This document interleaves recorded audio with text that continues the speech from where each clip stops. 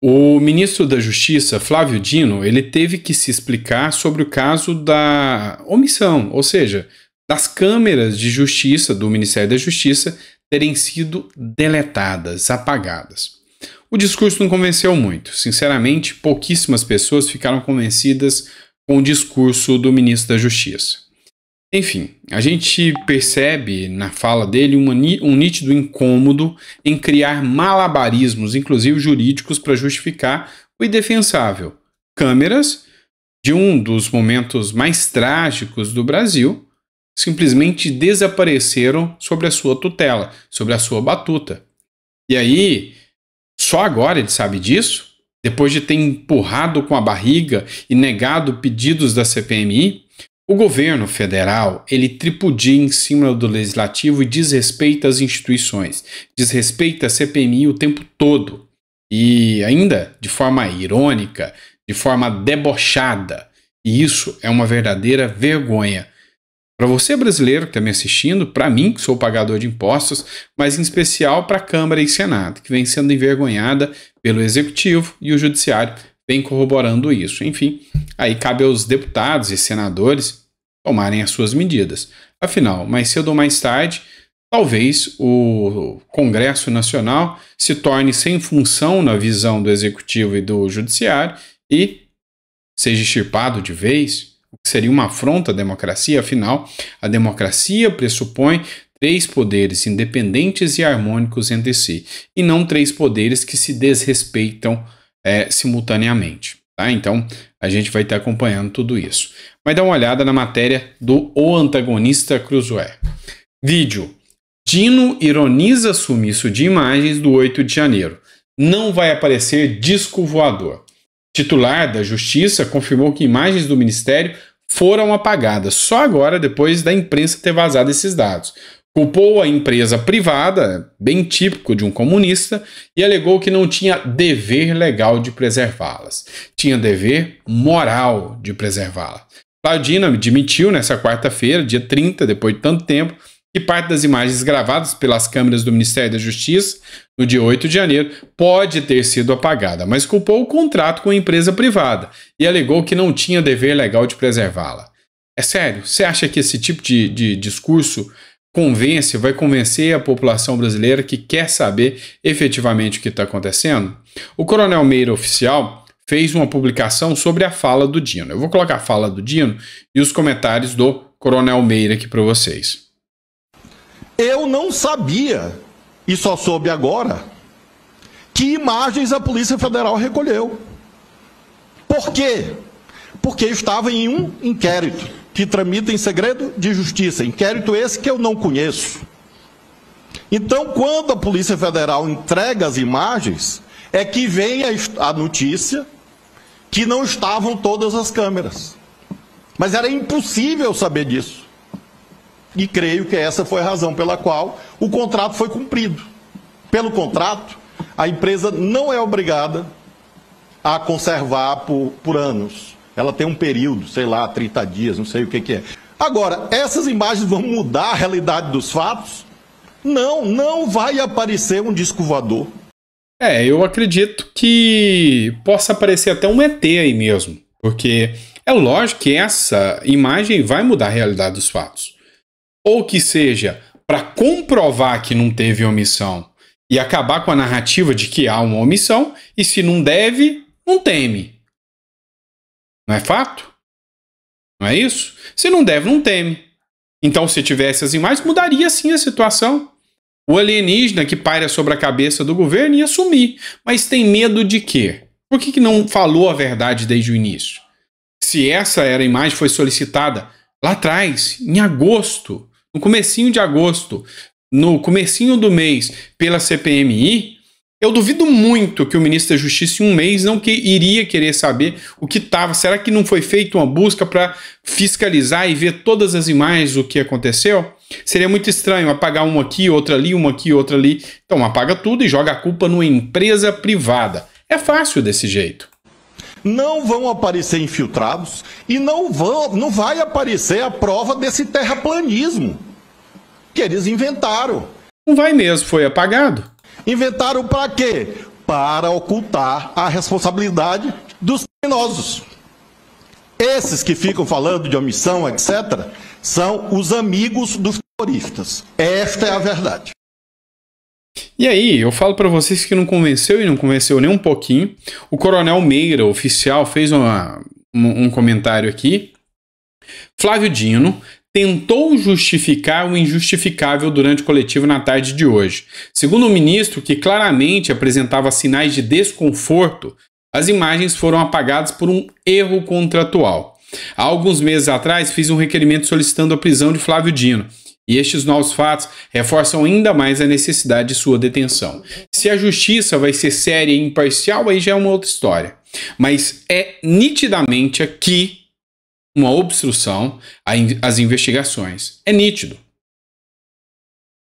Tendo em vista a importância dessas imagens, o primeiro papel do Ministério da Justiça seria a preservação dessas imagens. Agora, falar que deixou passar o tempo e que por uma questão contratual foram apagadas, é brincar com a cara, é sambar na cara de otário, achar que o brasileiro é babaca de acreditar numa história dessa.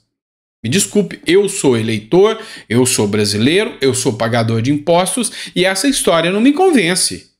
Não me convence mesmo. Ah, deixou passar e apagou as imagens. Tá de brincadeira?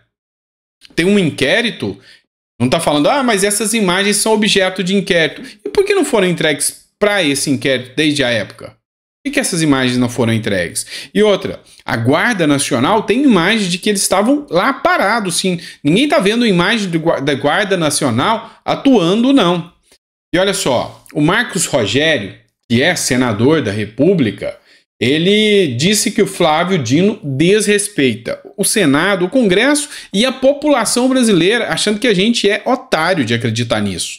O senador Marcos Rogério, do PL de Roraima, em pronunciamento no plenário desta quarta-feira, levantou questionamentos sobre os supostos esforços da parte de integrantes do governo para obstruir as investigações, ocultar provas, dificultar o trabalho da CPMI de janeiro. Ele voltou a criticar a postura do ministro da Justiça, Flávio Dino, que, segundo o senador, se recusa a fornecer as imagens de câmera de segurança do estacionamento do ministério solicitadas à comissão.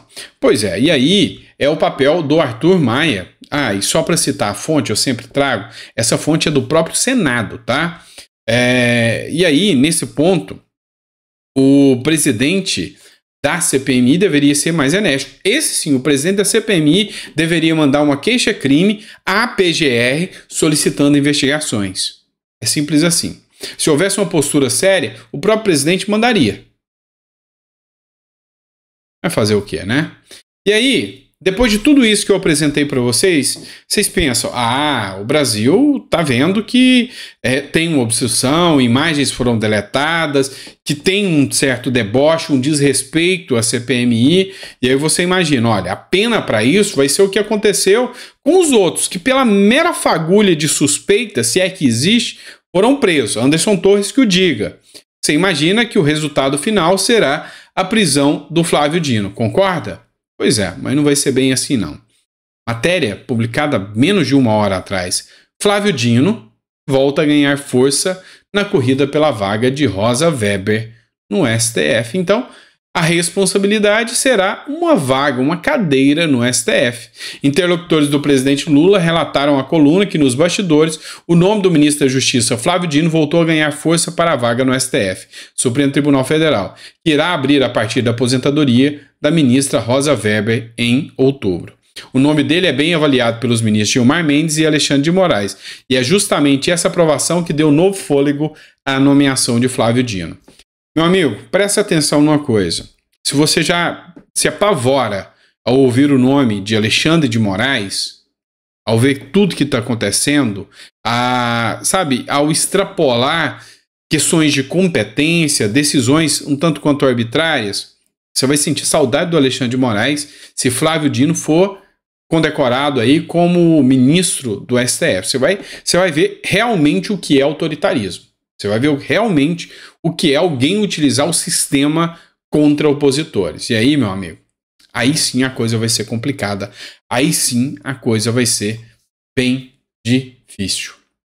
Bora partir para outra pauta? Vamos tentar tratar de mais uma pauta aqui? Olha só, o Tomé Abdu, ele fez uma publicação. O Tomé Abdu, que é deputado federal, e trata da seguinte situação. Antes da eleição, no dia 25/10 de 2022, 25 de agosto de 2022, Lula diz que não tentará reeleição em 2026 se vencer no domingo. Hoje, PT lança a candidatura de Lula à reeleição. Já vou ler o que o Tomé Abdu escreveu, mas eu vou ser sincero com vocês. Em qualquer país sério, as promessas de campanhas de candidatos, principalmente em coisas factíveis, como essa da reeleição, promessas que só dependem dele, deveriam figurar como norma indissolúvel da gestão do presidente.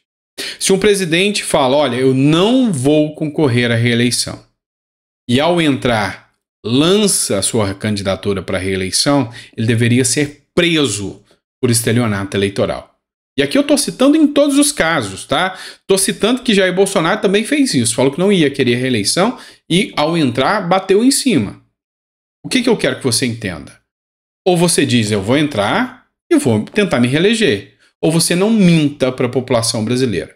E eu acho que é um verdadeiro estelionato eleitoral você falar que não vai tentar se reeleger, usar isso no discurso e depois de entrar, correr atrás. Então, normas como, por exemplo, Lula, posicionamento sobre normas sensíveis. Lula, a favor do aborto? Não, sou contra. Beleza, se você entrar e o seu governo for contrário, você deu um estelionato à população. Lula, é a favor das drogas? Os debates deveriam ser normas vinculativas. As falas dos candidatos deveriam ser normas vinculativas. Foi num debate, durante esse debate, repercussão pública, com acompanhamento do TSE, o candidato falou, não vou me reeleger e tenta se reeleger, estelionato eleitoral. Impeachment. Olha, eu não vou liberar o aborto, eu sou contra. E libera, impeachment. Esse é o caminho. Afinal, o brasileiro não pode viver nessa política mentirosa o tempo todo, né? Tomé Abdu escreveu o seguinte: esperava algo diferente? Infelizmente não. Outro discurso de campanha que já caiu por terra. O PT acaba de lançar a candidatura de Lula para a reeleição e já está convocando a militância de esquerda, segundo a Veja. Não é novidade para ninguém que as promessas de campanha de Lula não passavam de uma narrativa para convencer a população. Hoje vivemos a realidade. Para quem disse que iria combater a pobreza, hoje nos vemos neste caminho. Cuidado com as mentiras trajadas de discurso. Pois é, o cidadão brasileiro deveria aprender muito mais a ouvir os discursos e saber interpretar o que pode ser verdade, o que nitidamente não é verdade, não é verossímil, tá bom? É isso, pessoal. Espero que vocês tenham gostado do nosso editorial. A gente traz mais conteúdo para vocês. Eu vou tentar fazer um acompanhamento sobre o que está acontecendo na CPMI. Eu não prometo a vocês que eu vou conseguir falar sobre isso hoje. Hoje é um dia turbulento para mim, tá? Então, assim, estou tendo que me balancear aqui para poder trazer as pautas que estão acontecendo. Mas a gente vai tentar trazer ao máximo aqui para vocês todo o conteúdo, tá certo? Grande abraço, fica com Deus e te vejo no próximo editorial.